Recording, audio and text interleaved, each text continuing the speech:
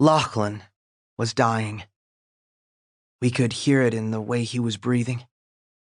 Each gasp ragged and agonizing, broke at the end. A slow We might have explained it away as pain, except now as we carried him through the brush, Lachlan paused between each breath, taking in no air at all. Every one of us knew what that meant.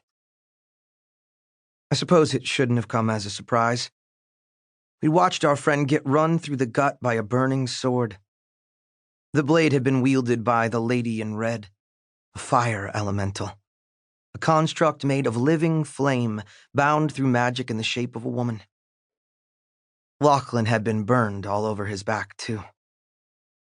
When we'd killed the enchanted elemental, it had exploded in a blazing burst.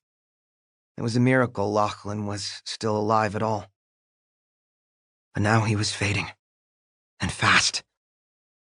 What we needed then was a new miracle. We needed to find something to save him. The old man watched from inside my head. I could almost see him, lounging with his back to one of the trees, filling his pipe as I trudged past. "What are the odds of that?" he said. "Not good." "You think I'm a fool, don't you?" I said silently. The old man sounded amused. "If you have to ask that question, then you already know the answer." I sighed, because he wasn't wrong. He rarely was. It was one of the things I'd always found so infuriating. The old man, he'd never told me his real name. I'd just called him Old Man from the start, and he'd seemed to like that. Had raised me. He'd rescued me from the streets when I was 6 years old and taught me his trade. How to manipulate people. I'd learned to read their thoughts, their feelings, their hidden intentions, from the way they moved, from the words they said, or the words they didn't. The old man had turned me into a younger version of himself. A gaffer, a charmer, a silver-tongue, or a con man, a swindler, and a dirty, rotten cheat, depending on whom you asked. The old man was gone now. He'd abandoned me half a year ago, after one too many fights between us.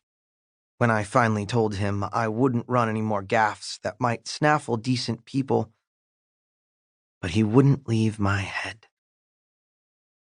"Good thing too, boy," he said, puffing on his pipe. "You should have at least one person in this skull of yours talking sense." "I don't need you to remind me," I grumbled. Trying to save Lachlan, with his injuries so severe. It was ridiculous. And yet, I still led this band of misfit thieves into the trees, away from the smoking volcano Bolkanother. Deep inside it, in the ancient dragon temple, we'd defeated Mr. Solomon, a powerful weaver of magic, and his elemental. Now bent over, my back aching, I followed a faintly glowing trail of red that cut through the grass underfoot. The trail wasn't easy to see. Would have been impossible, actually, if it wasn't for the artifact that had attached itself to my left eye socket. The eye. The dragon's eye, to give it the full name the weavers called it, was capable of seeing enchantments and the magical energy that powered them. Life.